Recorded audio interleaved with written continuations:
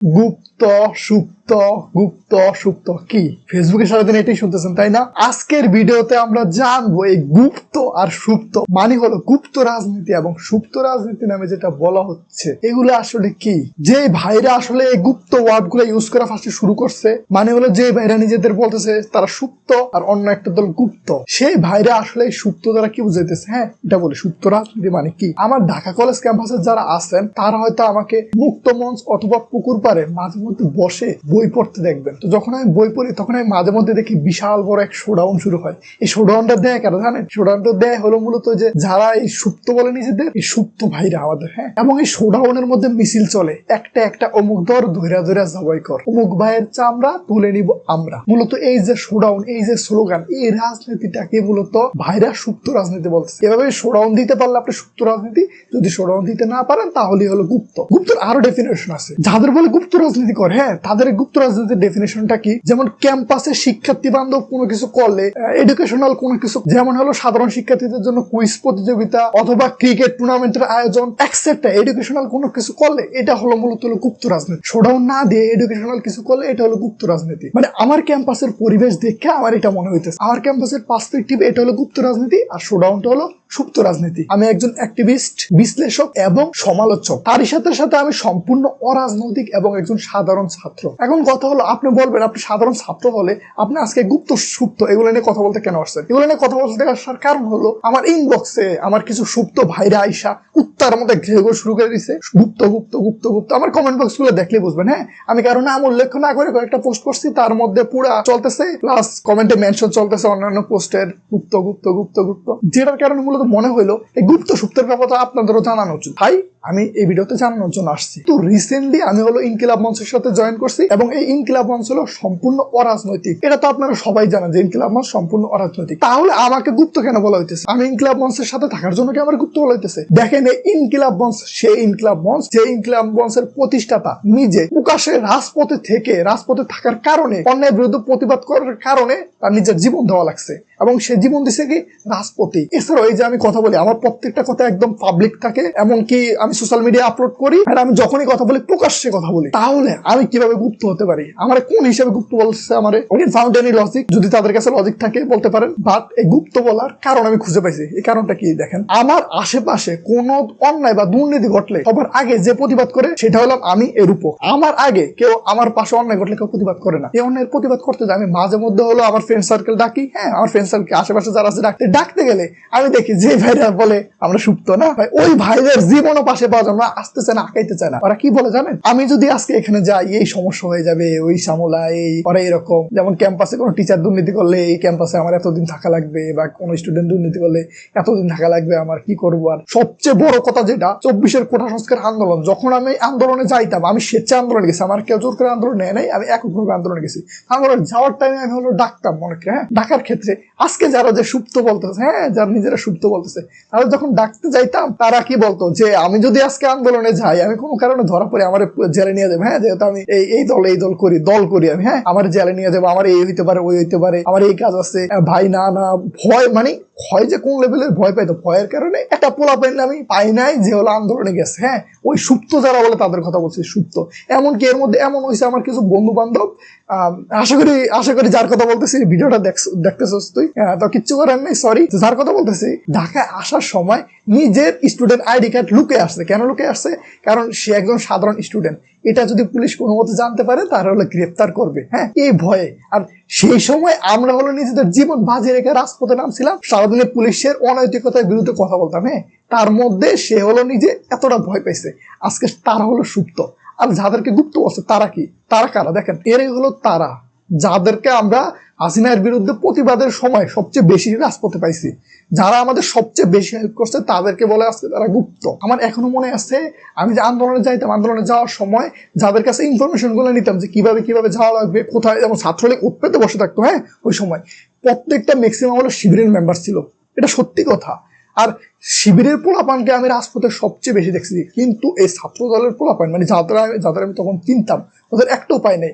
আমি শিবিরকে মূলত শিবিরের ম্যাক্সিমাম মানুষকে চিনছিলাম হলো সেই রাজপথে সেই হাসিনার বিরুদ্ধে প্রতিবাদ করার কারণে। এমনকি আপনারা দেখতেও পারবেন যে এই শিবিরকে বা জামায়াত ইসলামকে হাসিনার বিরুদ্ধে প্রতিবাদ করার জন্য ওই সময় জামায়াত ইসলামকে নিষিদ্ধ করা হয়েছে, বিএনপিকে কিন্তু নিষিদ্ধ করা হয় নাই, ভাইয়াকে নিষিদ্ধ করা হয় নাই। ওরা রাজপথে এতটা হলো অ্যাক্টিভ ছিল, কিন্তু কথা হলো ওরা কেন গুপ্ত? আর এই গুপ্ত রাজনীতিটাকে আমি কিভাবে দেখি, ওদের গুপ্ত রাজনীতি, হ্যাঁ এটা আমি এখন বলতেছি। এই যে আপনি শোডাউনের কথা বলছি না, এই শোডাউনের কারণে এত বড় দলের কারণে অনেক সাধারণ শিক্ষার্থী আছে ভয় পায় নিজের মনের কথা বলতে পারে না। চিন্তা করে বললেই তো ওই যে ভাই হল থেকে কল আসবো, ভাই হলো ধরে নিয়ে প্যাদানে দিব। যেমন আমার হলো সারাদিন ইনবক্সে বলে নিয়ে তোর সারাদিন কল আসে, হুমকি ভাই রেগুলার হুমকি চলে। হ্যাঁ আমার মতো কয়টা আছে আমার বলেন, ভয় পাইবো না? নর্মালি আমি অনেককে দেখছি হলো শিবির করতো, হ্যাঁ হলো ওই যে হুমকির ভয়ে সে হলো পদত্যাগ কথা আছে না, মায়ের হলো শয়তানও ভয় পায়, এই হুমকি মায়ের এগুলার ভয়ে যে শোডাউন, এগুলার ভয়ে মানুষ সাধারণভাবে কথা বলতে পারে না, অন্যায়ের প্রতিবাদ করতে পারে না, স্বাভাবিকভাবে কথা বলতে পারে না। এর থেকে আমার মনে হয় এই যে গুপ্ত রাজনীতি, ওদের তো আর কেউ চিনে, ওরা কখনো শোডাউন দেয় না, ওদেরকে কেউ ভয়ও পায় না, এই জন্য অন্তত একটা ভয় ক্রিয়েট হয় না, স্বাভাবিকভাবে মানুষ কথা বলতে পারে। আমি এটার অ্যাপ্রিসিয়েট করি। আমি নর্মালি এটা বলতেছি এমন লুকিয়ে থেকে বা গুপ্ত থেকে এমন রাজনীতি করা যাতে মানুষের ভালো হবে, এটা ভালো। আপনার ওই শোডাউন মার্কা আদুবাই মার্কা রাজনীতি থেকে ওই যে যারা শোডাউন দেয় না ম্যাক্সিমাম আদুবাই, ভাই ম্যাক্সিমাম আদুবাই আমি দেখছি ভাই, এত বুড়া বুড়া আমার ওদের কাছে বাচ্চা মনে হয়, ওদের প্রত্যেকটা আমার বাপের বয়সের মনে হয়। ওরা নাকি ওই ছাত্রদল করে। ভাই কি কিছু না বলি, হ্যাঁ কিছু না বলি, এখানে আরো কথা আছে। দেখেন আমি আগেই বলছি যে আমি সবসময় অন্যের প্রতিবাদ করে আসছি না, তো এর কারণে হলো এই যে ওদেরকে মাঝে মধ্যে পাইতাম, তো আমি নর্মালি দেখছি আমার সাথে যারা অন্যের প্রতিবাদ করতো তাদের সবাইকে এই শিবির অথবা জঙ্গি ট্যাগ, মানে দাড়ি টুপি যারা পরতো শেষ জীবনের অবস্থা শেষ, দাড়ি টুপিওয়ালা কাউকে পাইলেই হলো হাসিনা ট্যাগ দিয়া ওর জীবন শেষ করে দিচ্ছে, হয় মিথ্যা মামলা দিয়ে জেলে পাঠিয়ে দিচ্ছে। এমনকি এমনও ঘটনা ঘটছে যে কোচ ফায়ার দেওয়া হয়েছে, এটা হয়তো সবাই জানেন, আমার কাছে হাজার প্রমাণ আছে এমন। বাট এখন ভিডিও অনেক লং হয়ে যাবে তাই আমি দিতে পারতেছি না। তো দেখেন যারা হলো রাজনীতিতে আসে এদের মধ্যে দুইটা টেন্ডেন্সি থাকে, একটা হয়তো নিঃস্বার্থকভাবে মানুষের উপকার করা, মানুষের জন্য কাজ করা, আরেকটা হলো নেতা হওয়া, নিজের জন্য কাজ করা।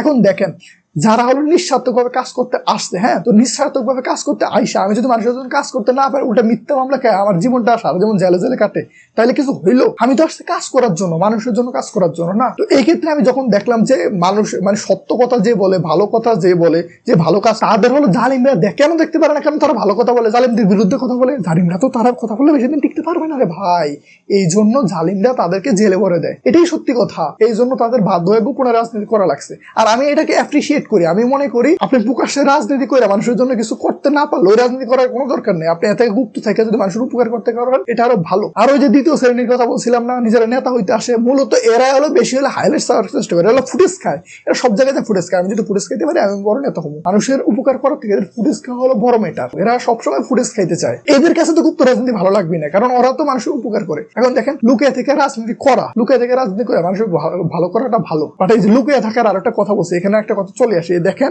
আবরার ফাহাদ প্রকাশ্যে প্রতিবাদ করার কারণে আবরার ফাহাদকে শিবির ট্যাগ দিয়ে মেরে ফেলা হয়েছে, এটা আমরা সবাই জানি। এই কথাটা উল্লেখ না করলেই না, আবরার ফাহাদের মতো আপনি এখন প্রকাশ্যে এরকম মানুষের উপকার করতে যাবেন, আপনার মানুষ মাইরে ফেলাবো। এর থেকে তো আপনি লুকিয়ে থাকা ভালো, অন্তত লুকিয়ে থেকে একটা মানুষের উপকার করাও ভালো, তাই না? শিবির নামটা মানে শিবির নামের কাউরে পাইলে হয়েছে, দাড়ি টুপিওয়ালা নামের মানুষকে পাইলে বা শিবির নামওয়ালা মানুষকে পাইলে তার হত্যা করা হলো জায়েজ।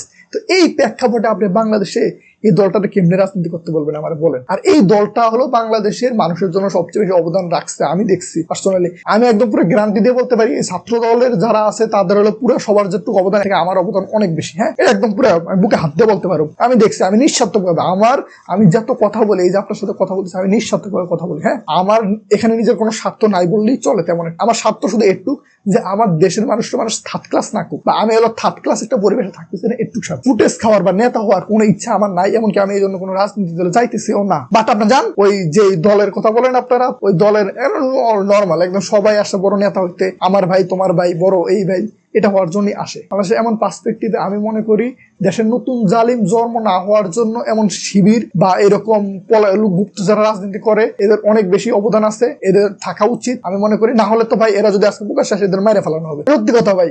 পাইলে মানে এরা মনে করেন যে ছাত্র দল বা ছাত্রলীগ যেটা বলেন, এরা কোনো স্বৈরাচারীদের জন্য এরা কোনো হুমকি না। বা আপনি যত দলের কথাই বলেন, কেন হুমকি না? কারণ এরা হলো অন্যায়ের প্রতিবাদ করেন, এরা হলো মাইনে নেয়। হ্যাঁ যারাই হলো দেখেন বাংলাদেশে অন্যায়ের প্রতিবাদ করতে গেছে, যেমন হলো জিয়াউর রহমান ছিল, তারপরে শহীদ ওসমান হাদি ছিল, এরা যারা নিঃস্বার্থক ভাবে দেশের জন্য কাজ করতে চাইছে এদেরকে বাঁচতে দেয় নাই। এমন প্রেক্ষাপটে আমার মনে হয় যে লুকিয়ে থাকে রাজনীতি করা খুবই ভালো, খুবই ভালো আমার মনে হয়। বাংলাদেশে 1000 বছর ইতিহাস যদি পড়েন তাহলে এটাই বেস্ট। যেমন হলো আপনারা সিপাহী বিদ্রোহ পড়তে পারেন, ক্ষুদিরাম বসু, মাস্টারদা সূর্য সেন, প্রীতিলতা, এদের কথা পড়ছেন না আপনি পড়েন। মানে আপনি যদি বিপ্লবীদের ইতিহাস আপনি জানেন বাংলাদেশে, তাহলে আপনি নিজে বলবেন যে এই গুপ্ত থাকা অনেক ভালো। যাক, আমি আমার মতো বলে গেছি। এখন হলো আপনাদের বুঝে নেওয়া উচিত কোনটা গুপ্ত রাজনীতি, কোনটা সুপ্ত রাজনীতি, কোন রাজনীতি থাকা উচিত। এটা আমার কমেন্ট বক্সে জানান। আর এমন হলো ভিডিও পেতে চাইলে আমার পেজটা ফলো করুন এবং এই ভিডিওটা শেয়ার করুন যাতে সবাই দেখতে পারে। এবং আমাদের নেক্সট ভিডিও ছাত্র রাজনীতি হওয়া উচিত অরাজনৈতিক। তো এই ছাত্র রাজনীতি আসলে কেমন হওয়া উচিত এটা জানতে চাইলে আমাদের সাথে থাকুন। আল্লাহ হাফেজ।